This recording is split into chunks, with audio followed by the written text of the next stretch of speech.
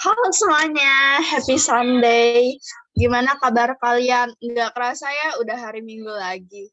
Bersyukur banget kita masih bisa ditemukan hari Minggu ini untuk Zoom sama-sama memuji dan memuliakan nama Tuhan di masa pandemi ini. Meskipun via Zoom, semoga ini nggak ngebuat kalian jadi semakin malas atau jadi semangat kalian dalam memuji Tuhan itu berkurang ya. Sekarang kita mau ibadah nih, masuk ke hadirat Tuhan. Mari kita naikkan menyanyikan haleluya.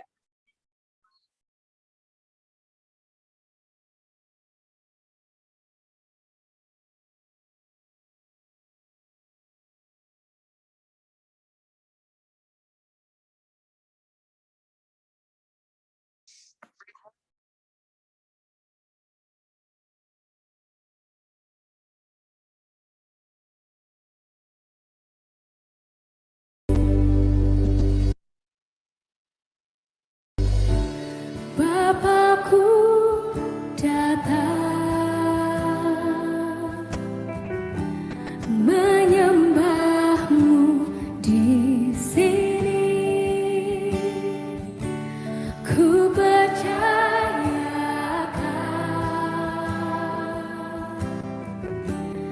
ada bagiku.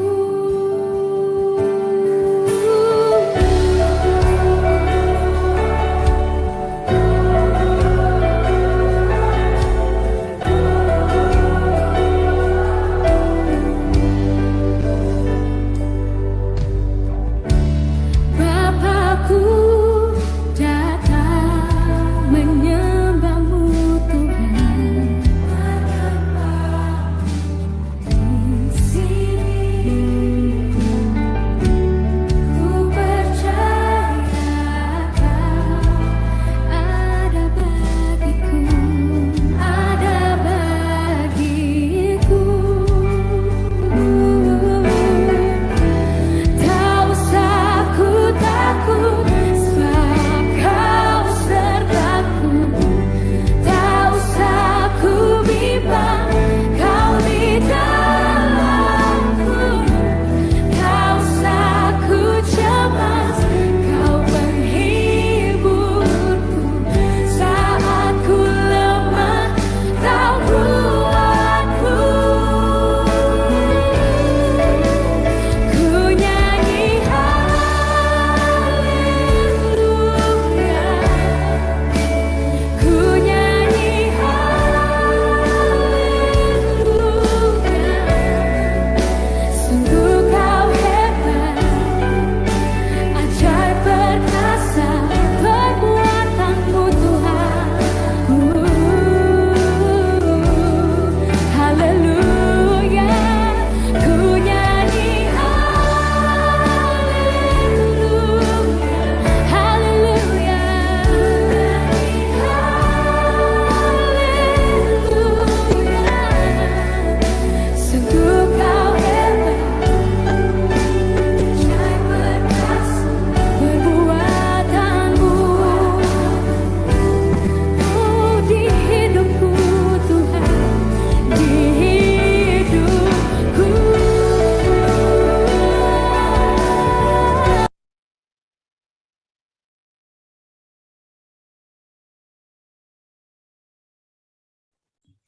Dalam seminggu ini, aku yakin kita pasti melakukan dosa. Dosa secara disengaja maupun tidak disengaja. Tetapi Tuhan kita itu adalah Maha Pemaaf.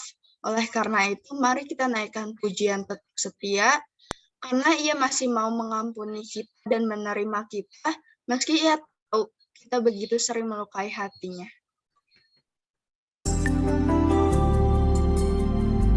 Selidiki aku, lihat hatiku, apakah ku sungguh mengasihimu, Yesus.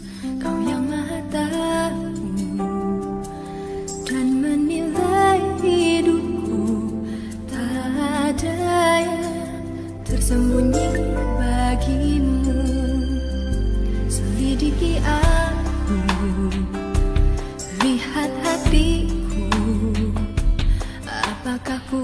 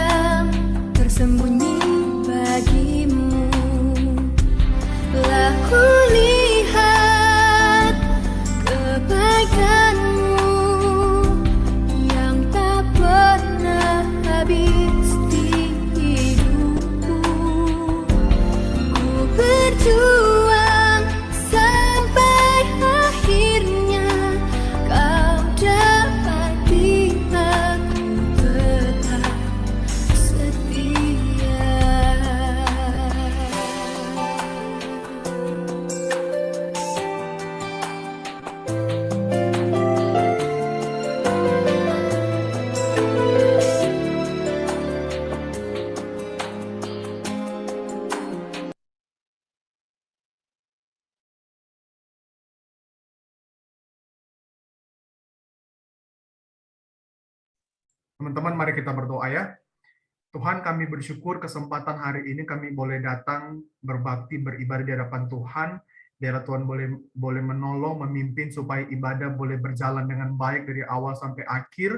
Dan kami juga bersyukur kalau Tuhan kasih kami kesempatan, sekalipun kami kurang setia, tapi Tuhan tetap setia sampai hari ini, sehingga kami tetap boleh masih ada, masih hidup, dan boleh beribadah. Tuhan pimpin, Tuhan tolong juga untuk seluruh pelayanan. Dan kami juga sadar Tuhan, di tengah-tengah kami beribadah, kami melayani, kami manusia berdosa yang tidak luput dari kesalahan. Ada banyak hal-hal yang kami lakukan, bahkan mungkin kami mengerjakan hal-hal yang tidak penting, sia-sia, ampuni kami Tuhan.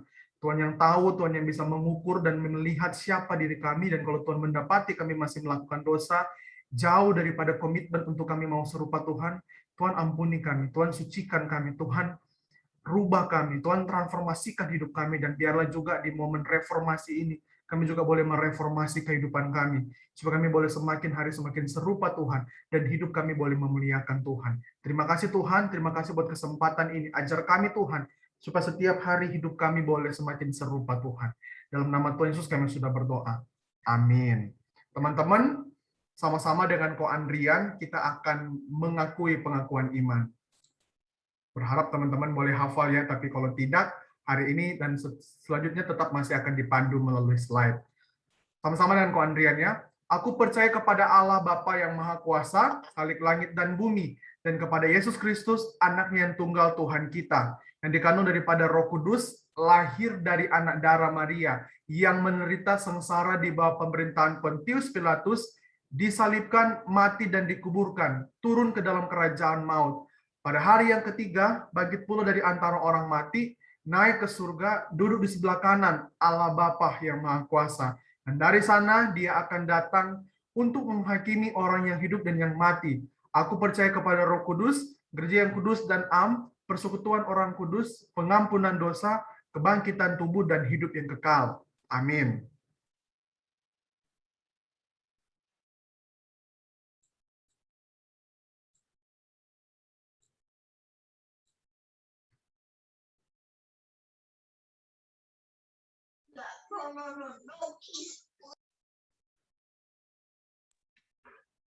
Sekarang kalau semua dosa kita diampuni, masih semangat gak nih untuk memuji dan memuliakan nama Tuhan? Mari bangkitkan hati kita untuk serukan nama Tuhan. Angkat pujian bangkit serukan Tuhan.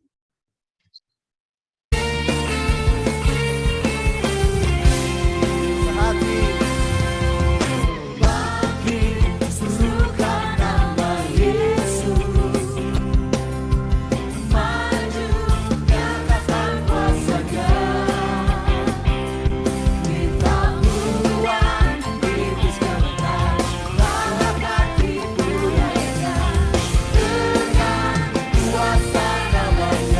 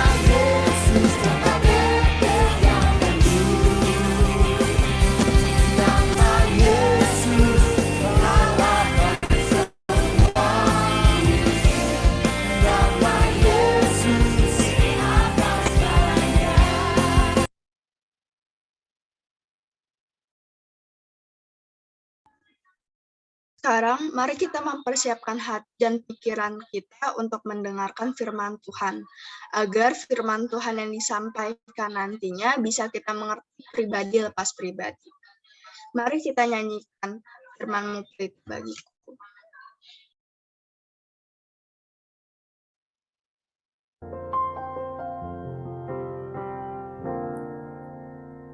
Firman-Mu pelita bagi kakiku, terang bagi jalanku. Firman-Mu pelita bagi kakiku, terang bagi jalanku. Waktu ku bimbang dan hilang jalanku, tetaplah Kau di sisiku.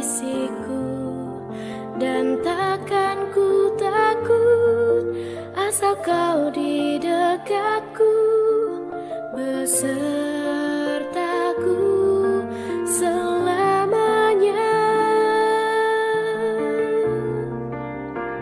Oh, firman-Mu pelita bagi kakiku, terang bagi jalanku. Firman-Mu pelita bagi kakiku, terang bagi jalanku.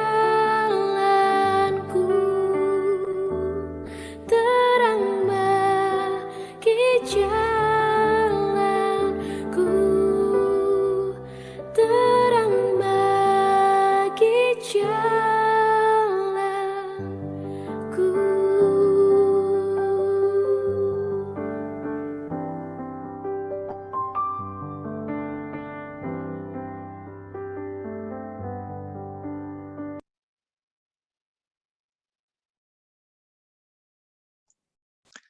Oke, shalom guys. Sebelum kita bersama-sama akan belajar kebenaran firman Tuhan, yuk kita satu dalam doa, minta pertolongan Tuhan dulu ya. Yuk kita doa. Bapak Surgawi, Bapak yang baik, kami bersyukur kalau kami hari ini masih diberikan nafas kehidupan. Kami masih diberikan kesempatan untuk bersekutu di dalam kebaktian ibadah Komisi Remaja hari ini. Tuhan, kami bersyukur untuk puji-pujian yang boleh kami dengarkan dan kami naikkan. Kiranya Tuhan menolong kami supaya kami sungguh-sungguh mengalami pengenalan yang benar akan Engkau Tuhan. Tuhan, pada saat ini kami datang merendahkan diri kami di hadapan-Mu Tuhan, di dalam segala keberadaan dan keberdosaan kami. Kami memohon belas kasihan Tuhan menolong kami. Tuhan, bersabdalah. Firman-Mu berbicaralah kepada setiap kami. Jangan lewatkan seorang pun dari antara kami, supaya kami sungguh-sungguh mendapatkan berkat dari kebenaran firman-Mu. Terima kasih Bapa yang baik. Pakailah ham terbatas ini Tuhan, untuk maksud kemuliaan nama-Mu, menyampaikan kebenaran firman-Mu. Tolong siap kami Tuhan, supaya kami semua sungguh diberkati oleh kuasa firman-Mu yang membaharui dan menolong setiap kami. Terima kasih Bapa yang baik, kami mengucap syukur berdoa hanya demi nama Tuhan Yesus Kristus, Tuhan dan Juru Selamat kami yang hidup. Amin. Oke, good morning. Shalom guys ya, sekali lagi kita bersyukur kesempatan diberikan kepada kita untuk bersama-sama merenungkan firman Tuhan. Sebentar saya akan share screen dahulu.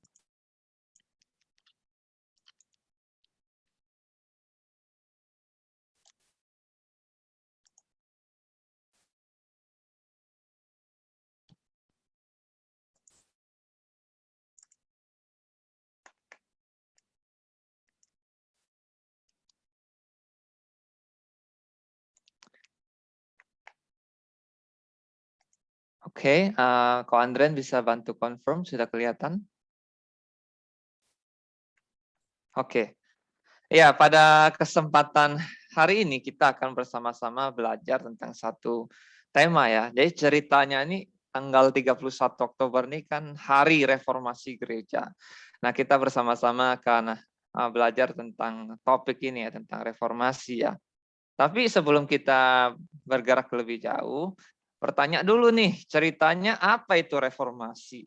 Nah, mungkin itu satu kata yang bagi sebagian dari kita masih terasa asing ya. Apaan tuh reformasi? Kalau kita nggak tahu apa itu reformasi, gimana gitu ya. Nah, kita coba lihat. Nah, kata reformasi sendiri, teman-teman, itu terdiri dari dua kata ya. Itu re dan formasi. Re itu artinya kembali atau ulang ya. Kemudian formasi itu artinya pembentukan atau penataan atau susunan atau tatanan begitu ya. Jadi teman-teman kalau dikatakan reformasi kurang lebih kalau dari asal katanya itu berarti pembentukan kembali, penataan kembali. Kenapa dibentuk kembali? Berarti ada sesuatu yang tidak tertata, ada sesuatu yang tidak benar, ada sesuatu yang tidak beres sehingga harus disusun ulang atau ditata kembali, dibentuk ulang. Begitu ya. Nah, sekarang pertanyaannya, itu kan pengertian reformasi secara umum. Nah, sekarang apa itu reformasi gereja? Emang kenapa gereja harus direformasi? Emang ada masalah apa? Nah, itu yang kita akan bahas pada hari ini. Ketika berbicara tentang reformasi gereja, berarti ada something wrong yang terjadi di masa lalu dengan gereja. Nah, karena itu maka perlu ada reformasi, pembentukan atau penataan kembali, pembaharuan gereja. Ya, kenapa itu harus terjadi? Ada something wrong yang sebelumnya terjadi. Kita akan melihat itu ya. Jadi hari ini kira-kira saya akan membahas pertama itu mengapa, apa itu reformasi gereja dan mengapa itu mesti terjadi ya. Terus ngapain kita memperingatinya hari ini ya. Kemudian yang kedua saya akan membicarakan tentang apa yang dimaksud dengan sola scriptura. Bahasa apa itu kok? Iya, itu bahasa yang keren ya. Nanti kita akan sama-sama lihat apa tuh kira-kira artinya. Sola scriptura dan hati nurani. Nah, terakhir kita akan berbicara tentang aplikasinya penerapan firman Tuhan yang kita pelajari hari ini ya dalam kehidupan kita. Nah, saya akan memulai dengan membacakan satu bagian firman Tuhan terlebih dahulu ya. Dari 1 Timotius pasal yang pertama ayat yang kelima, demikian firman Tuhan. Tujuan nasihat itu ialah kasih yang timbul dari hati yang suci, dari hati nurani yang murni, dan dari iman yang tulus ikhlas. Ya, saya tampilkan di sini juga satu terjemahan New American Standard Bible, dia menerjemahkan seperti ini. But the goal of our instruction is love from a pure heart and a good conscience and a sincere faith. Nah, sedemikian pembacaan firman Tuhan. Nanti kita akan lihat lebih jauh bagaimana konteks bagian firman Tuhan ini dituliskan di dalam surat 1 Timotius ya. Nah, teman-teman, ketika kita berbicara tentang reformasi, pertanyaannya adalah apa itu reformasi gereja? Berarti ada sesuatu yang perlu ditata ulang, sesuatu yang perlu diperbaiki, sesuatu yang perlu dibereskan. Karena ada something wrong yang terjadi. Nah, pertanyaannya sekarang, mengapa reformasi gereja perlu terjadi? Nah, jadi ceritanya waktu itu abad 16-an gitu ya. Selama beberapa waktu gereja Katolik Roma waktu itu sudah mengajarkan suatu pengajaran, sudah mempraktekkan atau menerapkan praktek-praktek keagamaan gereja Katolik Roma waktu itu yang sudah menyimpang dari otoritas dan pengajaran Alkitab. Nah, salah satu yang paling terkenal dari penyimpangan itu adalah penjualan surat penghapusan dosa atau indulgensia.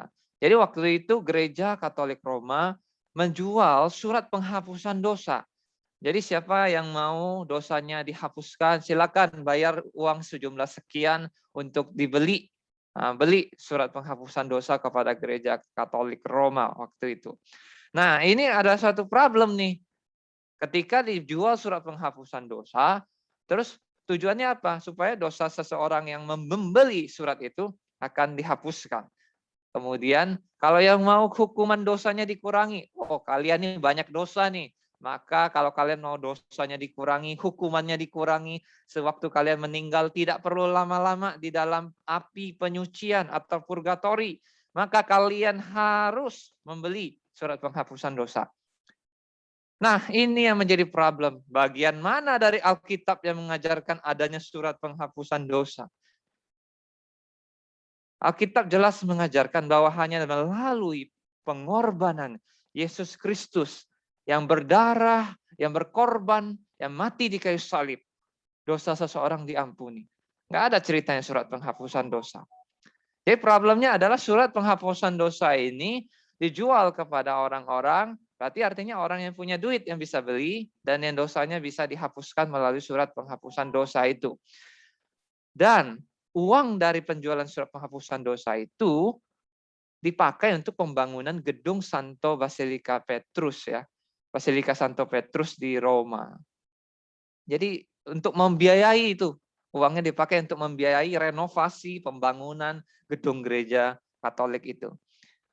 Ya teman-teman, di sini terjadi penyimpangan, baik itu dari segi pengajaran keliru dan juga dari sisi praktek keagamaan. Loh, ada penjualan surat penghapusan dosa. Itu hal yang menyimpang dari pengajaran Alkitab sebagai firman Tuhan yang tertulis. Nah, jadi pertanyaannya waktu itu menjadi pertanyaan yang sangat penting adalah apakah Alkitab menjadi dasar pengajaran dan berotoritas atas gereja, atas umat orang percaya gitu ya. Jadi apakah Alkitab punya otoritas untuk meluruskan, untuk mengarahkan, untuk menentukan ini gereja mau kemana, kehidupan orang Kristen harus bagaimana? Karena surat penghapusan dosanya jelas bertentangan dengan pengajaran Alkitab. Nah, ada problem, ada something wrong di sini. Karena itu perlu ada reformasi. Nah, ceritanya pada tahun 1517, waduh, belum ada yang lahir kita di sini ya. Tahun 1517, berapa tahun yang lalu itu? Wah, lebih dari 500 tahun yang lalu kok, benar. 1517, seorang bernama Martin Luther, ya, namanya Martin Luther, seorang biarawan bernama Martin Luther memakukan 95 dalil. Dia menyampaikan 95 poin yang mengkritik pengajaran dan praktek religius dari gereja Katolik Roma waktu itu yang bermasalah, yang bertentangan, yang tidak sesuai dengan pengajaran firman Tuhan. Tahun 1517 itu Martin Luther memakukan 95 dalil itu di pintu gereja All Saints Church di Wittenberg, Jerman. Dia menyampaikan satu pengajuan untuk mengkritik dan mendebat pengajaran dan praktek keagamaan dari gereja Katolik yang tidak sesuai lagi dengan kebenaran Alkitab. Ya. Jadi dia bukan sekedar hanya protes sana protes sini, tidak. Tetapi dia mau mengatakan, dia mau menyampaikan gereja harus kembali back to Bible, kembali setia pada pengajaran Alkitab. Alkitab tidak pernah mengajarkan surat penghapusan dosa. Kenapa gereja waktu itu malah menjual surat penghapusan dosa? Itu problem. Nah, ketika disampaikan oleh Luther, inilah salah satu peristiwa monumental di dalam sejarah kekristenan reformasi gereja. Bukan hanya Luther, tapi hari ini saya akan fokus kepada cerita Luther ya. Nah, waktu berjalan, kritik dan harapan Luther supaya gereja Katolik kembali nih, back to Bible nih, kembali pada pengajaran Alkitab. Dia berharap untuk gereja Katolik kembali kepada ajaran Alkitab. Tetapi waktu berlalu, pimpinan-pimpinan gereja Katolik Roma waktu itu tidak mengikuti, tidak memperhatikan teguran dari Luther. Malahan Luther mau disidang.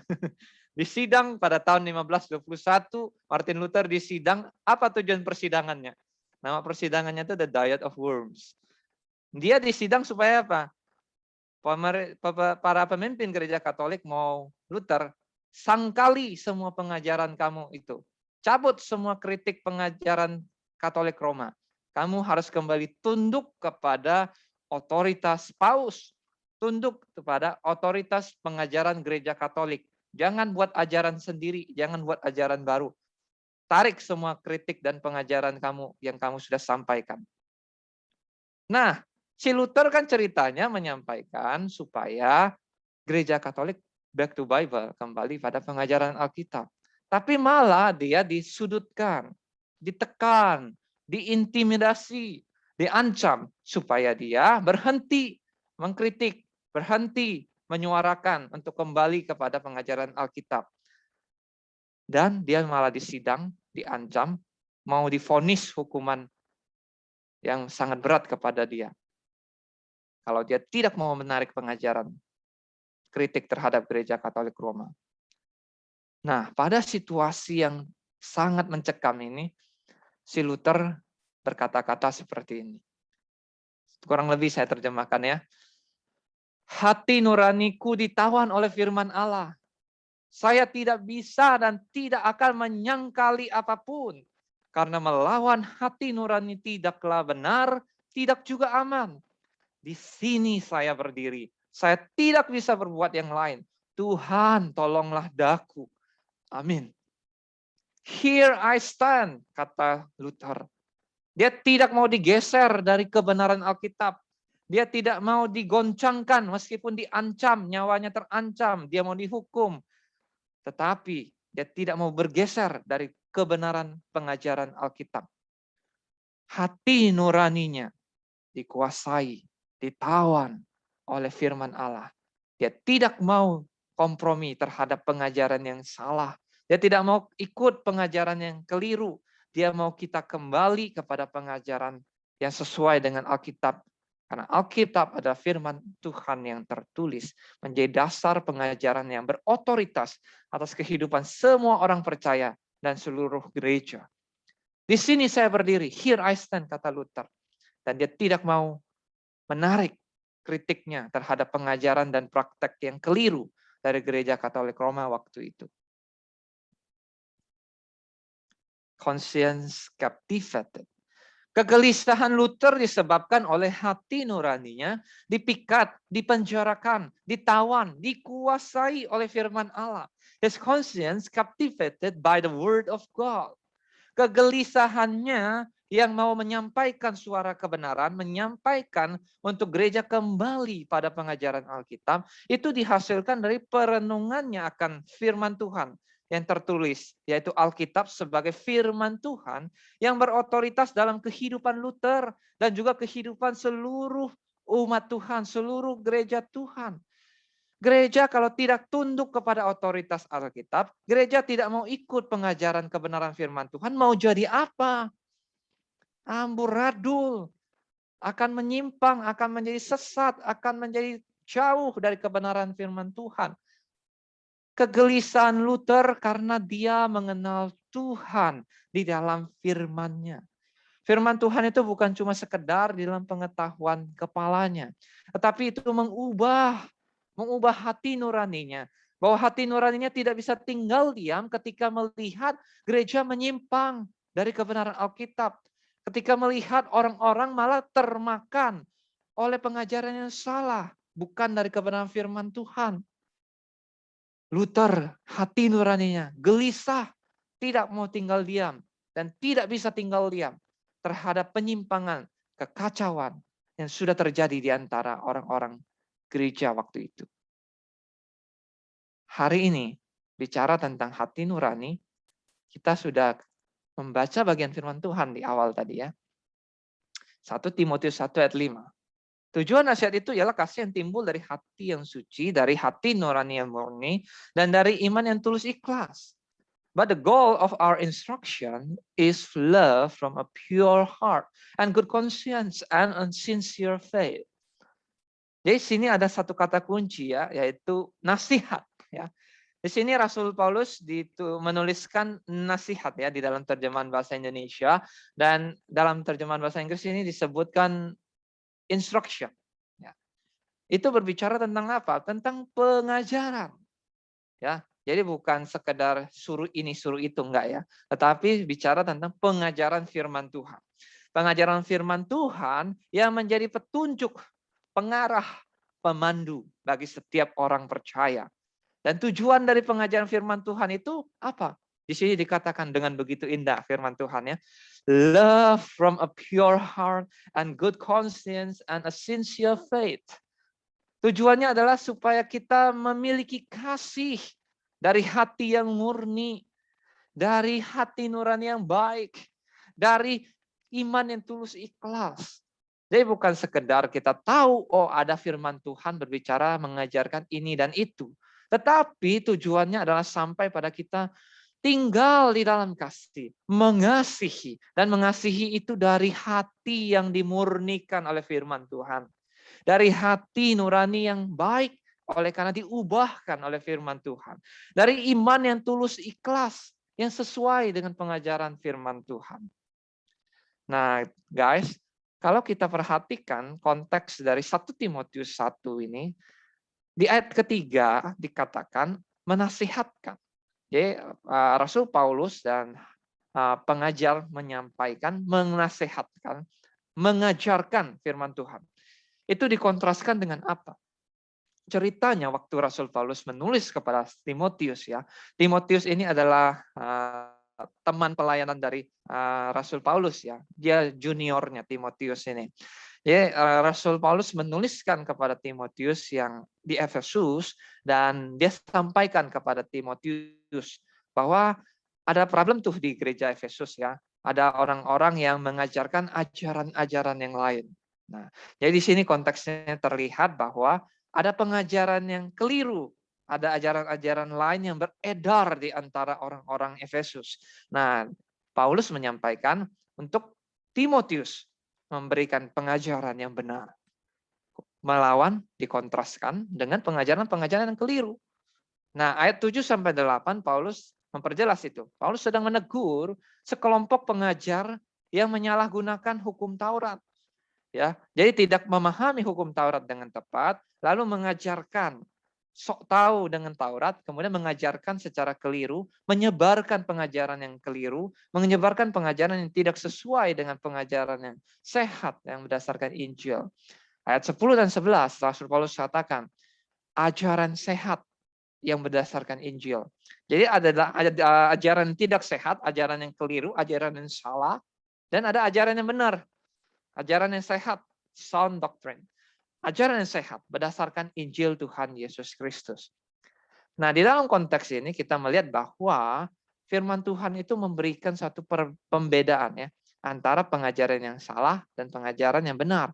Antara pengajaran yang tidak sehat dengan pengajaran yang sehat. Pengajaran yang keliru dengan pengajaran yang benar.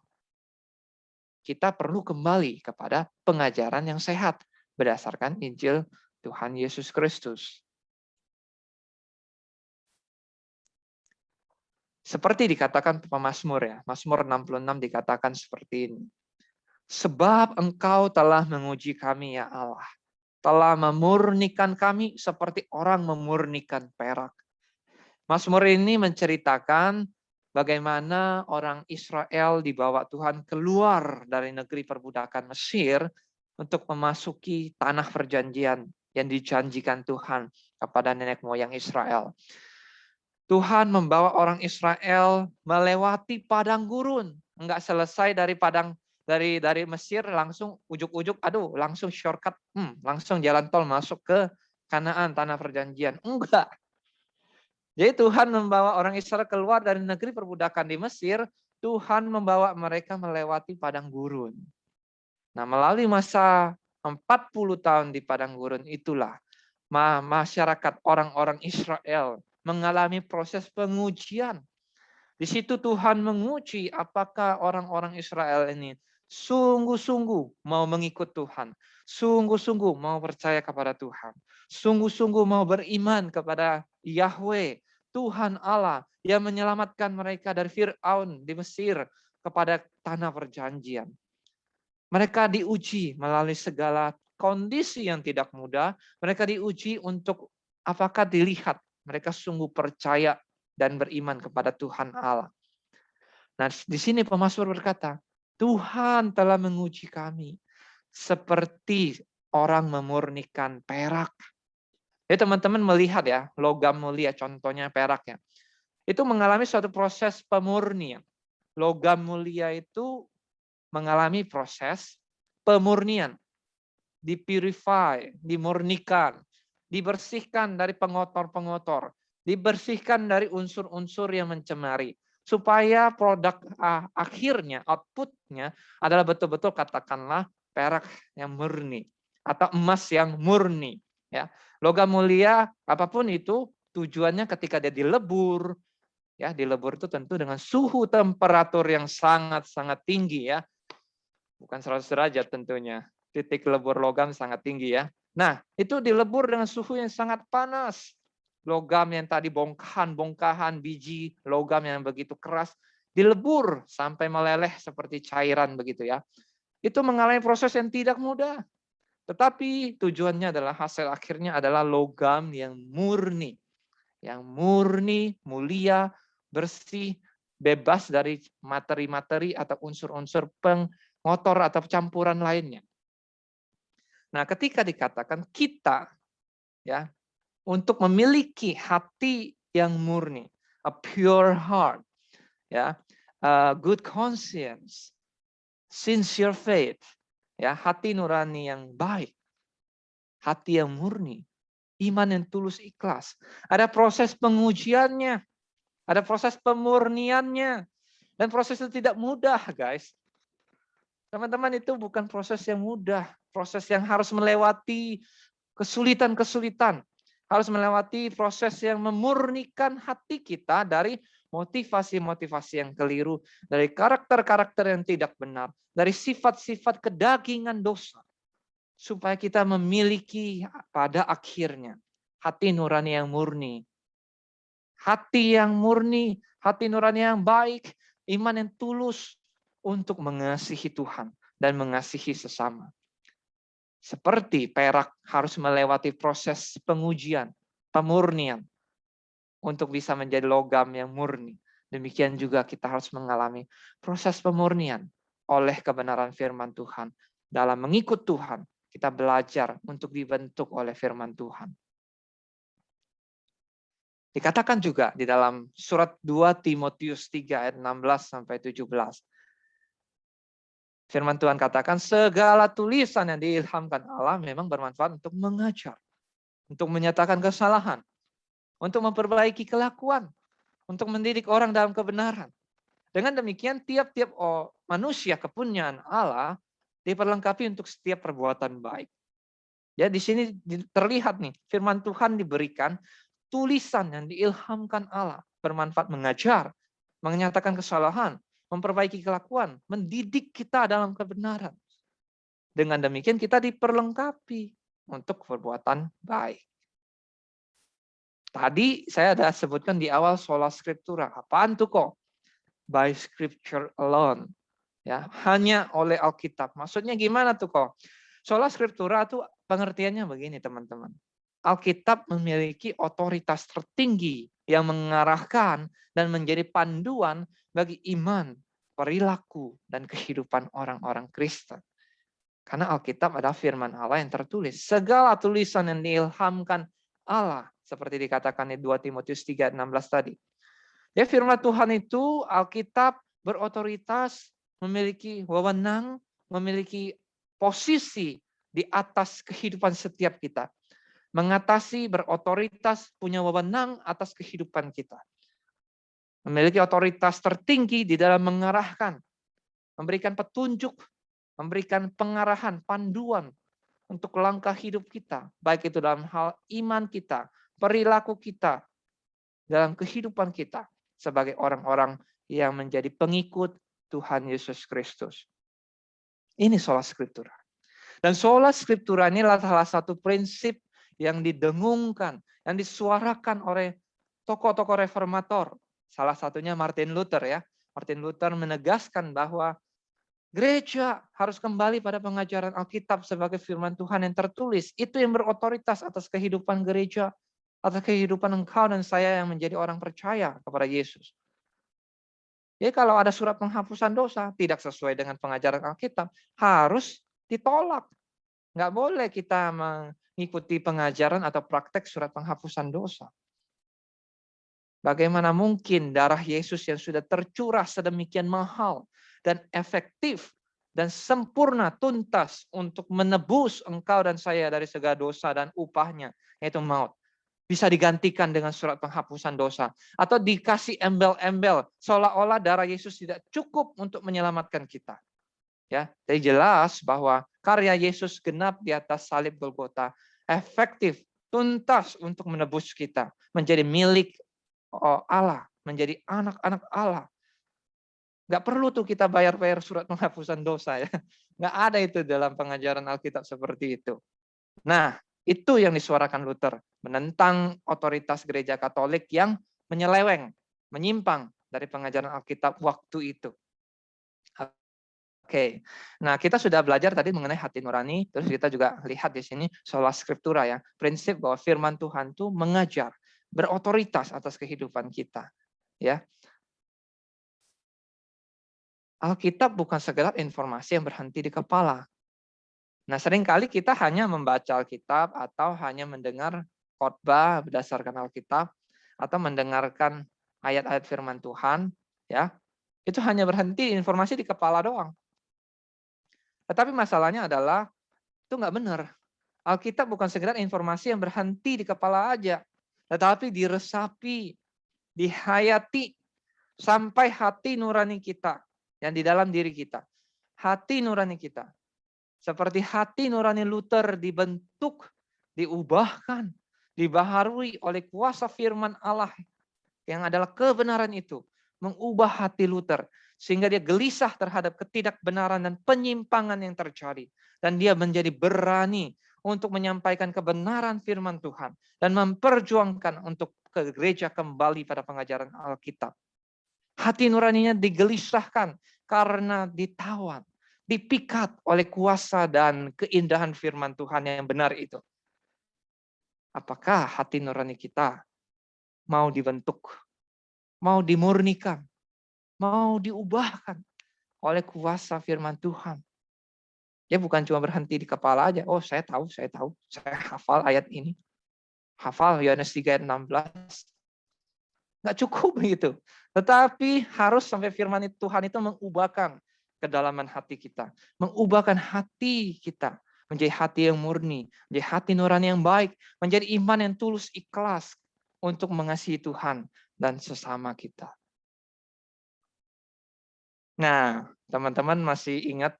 Coba di live chat. Kira-kira ada yang tahu judul drakor ini nggak? Saya mau lihat. Coba di drakor. Drakor ini apa judulnya? Di kolom live chat. Masih ada yang ingat nggak? Ayo, yang mulai ngantuk-ngantuk. Ya, coba. Ada yang tahu judul drakornya? Silakan.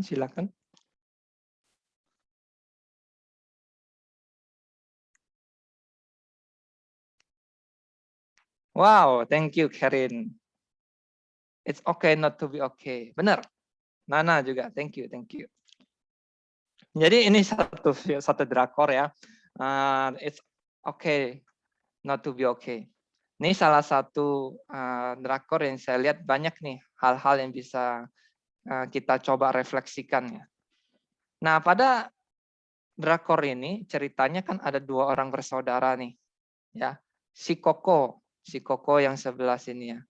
Si Kokonya ini punya keterbelakangan mental ya. Ya punya masalah keterbelakangan mental. Maksudnya secara emosional dia punya problem ya. Sulit untuk mengendalikan kalau lagi emosinya meledak-ledak, dia sulit mengendalikan dirinya. Dan dedeknya ini menjadi seorang perawat, bekerja di rumah sakit jiwa. Ya, jadi dia seorang perawat, dia belajar menjadi perawat secara profesional dan dia membantu orang-orang yang punya kelainan jiwa, kelainan problem-problem emosional ya, kejiwaan begitu ya. Nah, si Gangte, si dedeknya, Gangte ini kan jadi perawat nih. Karena dia menjadi seorang perawat, seringkali berjumpa dengan pasien-pasien yang punya keanehan-keanehan, punya problem, penyakit secara kejiwaan. Ya. Dan dia mungkin seringkali merasa dirinya baik-baik saja ya. Ya. Dan lihat Kokonya, wah Kokonya ini punya problem, punya penyakit. Terus dia bawa menjumpai satu rumah sakit untuk menjumpai seorang dokter jiwa. Ya, bawalah kepada dokter ini Kokonya untuk diperiksa. Singkat cerita ya dokternya bisa mendiagnosis dan Bisa nyambung nih sama si kokonya, si Sangte ini. Tapi sebenarnya apakah hanya Sangte yang masalah, kokonya yang masalah? Apakah si Gangte, si adiknya tidak punya masalah? Enggak juga. Si Gangte ini ternyata juga punya problem. Mereka punya trauma ceritanya di dalam drama ini, punya trauma di masa lalu waktu masa kecil mereka. Ada trauma yang sangat membekas di dalam diri mereka berdua. Nah, si dedek, si Gangte ini akhirnya juga menyadari bahwa dia juga bermasalah.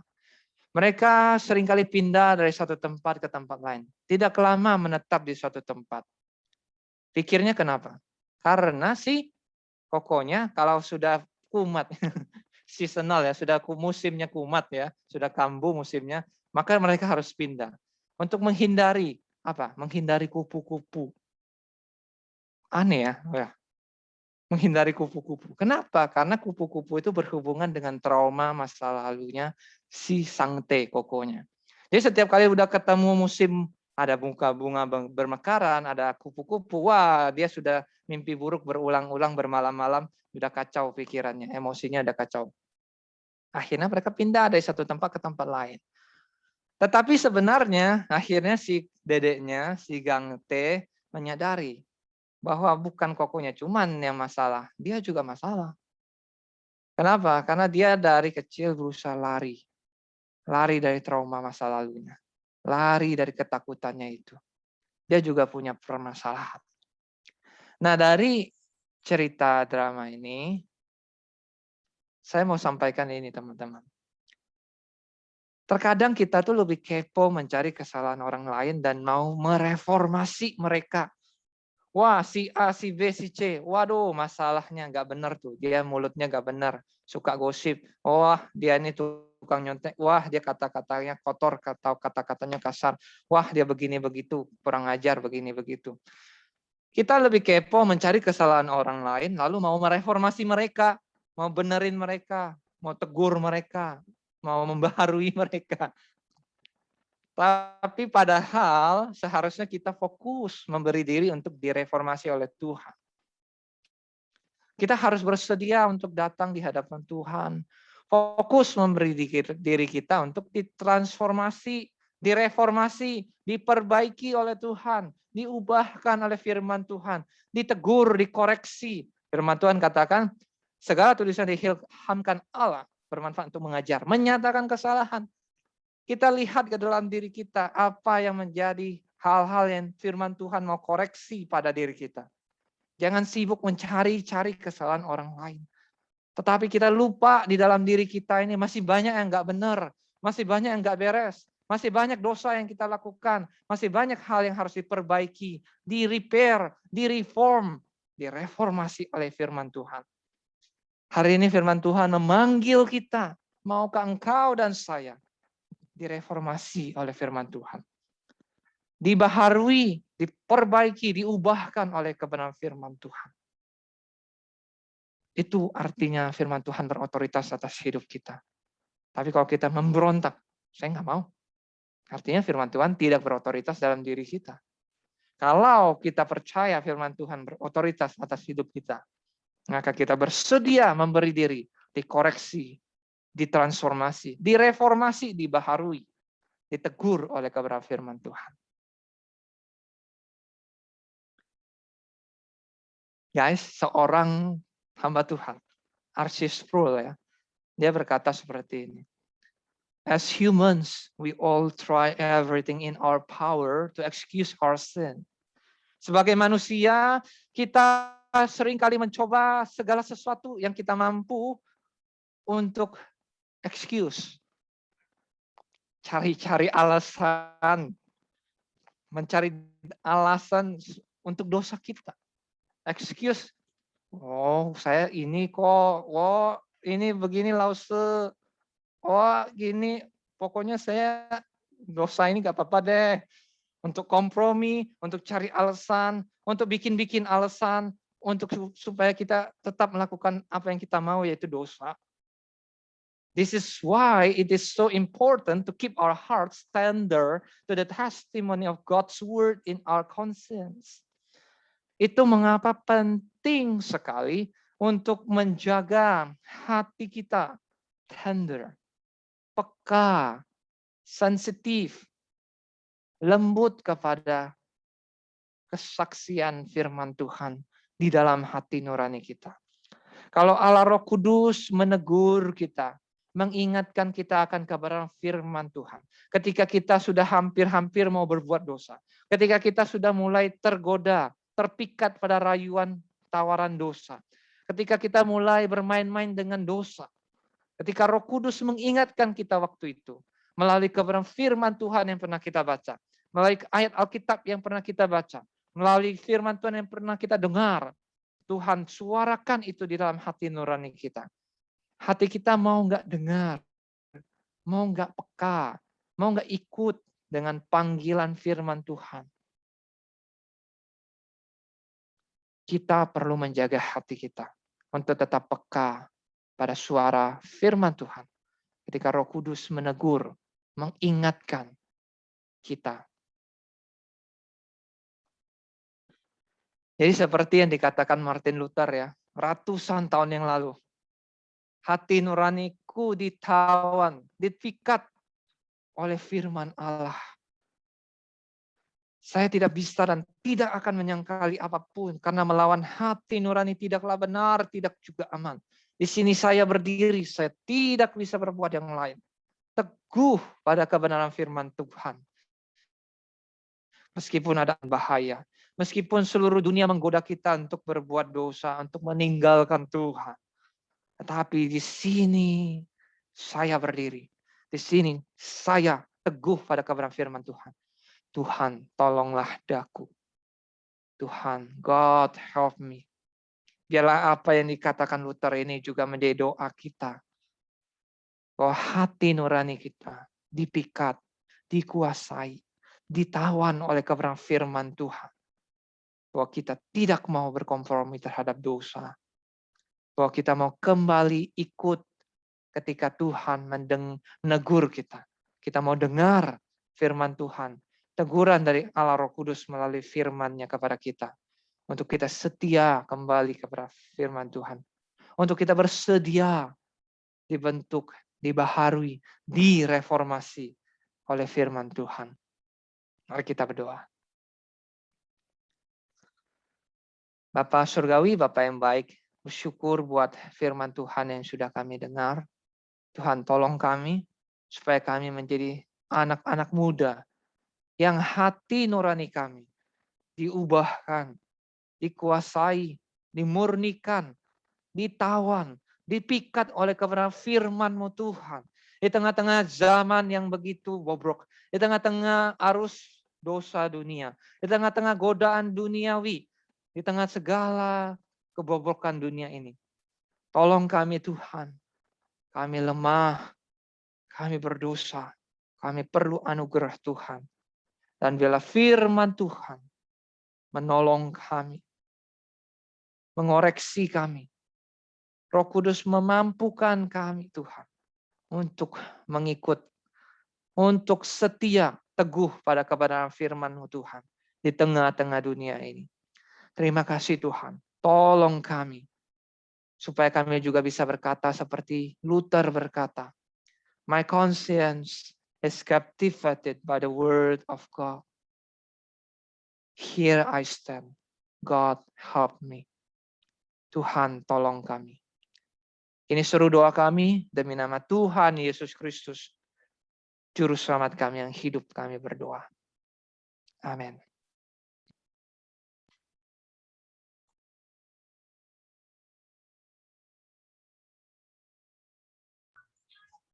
Teman-teman, kita mau bersyukur untuk apa yang telah Tuhan berikan kepada kita.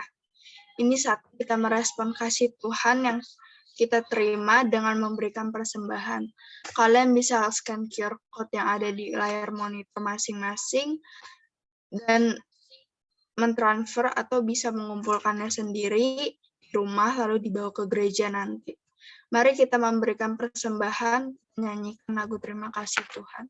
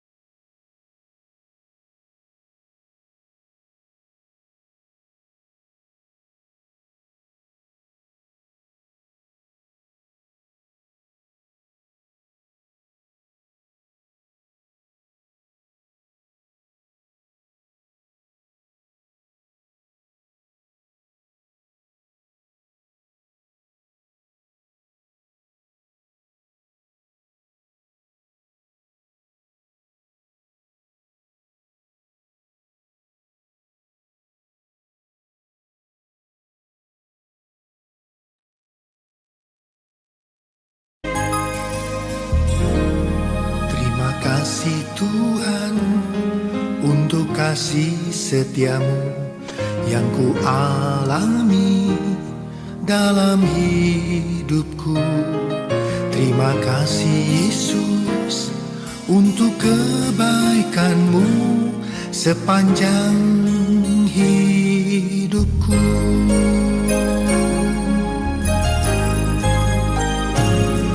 Terima kasih Tuhan untuk kasih setiamu yang ku alami dalam hidupku. Terima kasih Yesus untuk kebaikanmu sepanjang hidupku. Terima kasih Yesusku buat anugerah yang Kau beri. Sebab hari ini Tuhan adakan syukur bagimu. Terima kasih Yesusku buat anugerah yang Kau beri. Sebab hari ini Tuhan adakan syukur bagimu.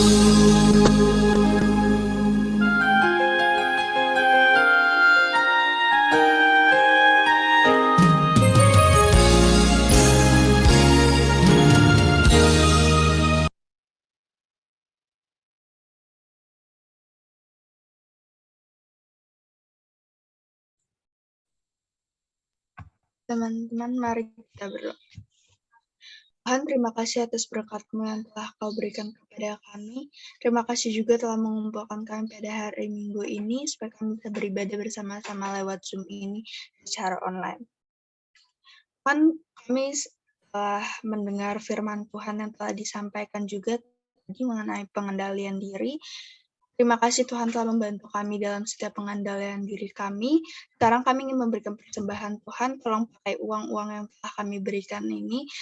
Tolong juga berkati para pengurus-pengurus gereja supaya bisa menggunakan uang ini untuk memperluas kerajaan-Mu. Amin.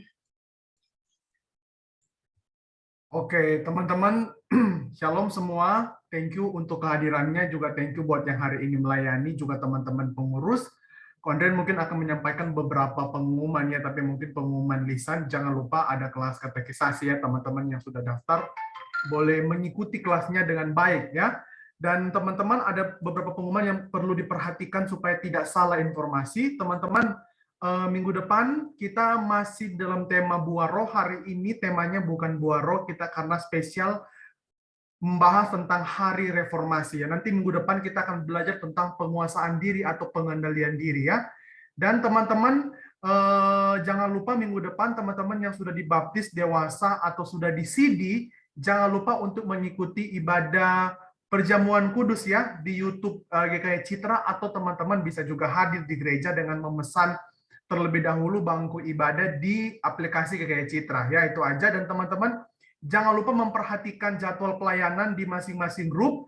Tapi hari ini Ko Andrian menampilkan pelayanan WL supaya teman-teman yang WL bisa mempersiapkan dengan baik dan boleh mencari lagu dengan baik. Dan kalau ada kesusahan bisa hubungi si ibadah atau Ko Andrian ya. Teman-teman boleh memperhatikan jadwal, kalau berhalangan tolong kasih tahu. Dan tolong teman-teman jangan mendadak supaya kita boleh mempersiapkan segala sesuatu itu dengan baik dan kita boleh betul-betul konsentrasi ketika pelayanan ya.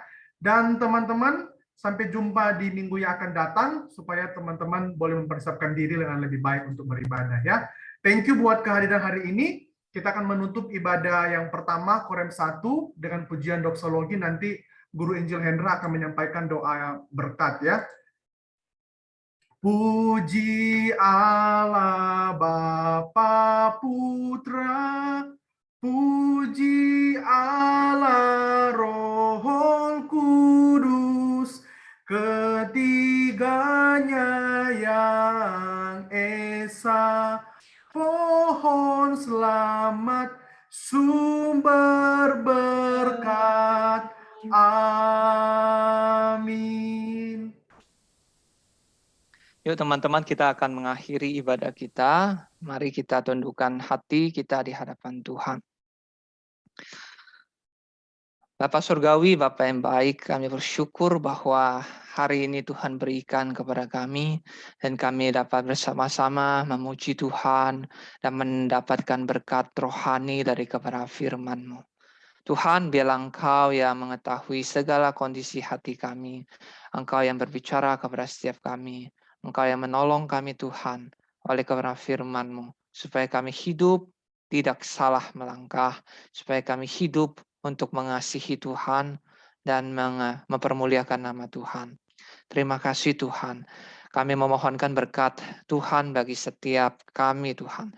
Biarlah kiranya anugerah damai sejahtera dari Allah Bapa, kasih karunia pengampunan dosa di dalam Tuhan Yesus Kristus, dan persekutuan pimpinan penyertaan Allah Roh Kudus membimbing engkau dan saya mulai hari ini dan sampai pada hari Tuhan Yesus datang kembali ke dunia, menyatakan langit dan bumi yang baru. Amin.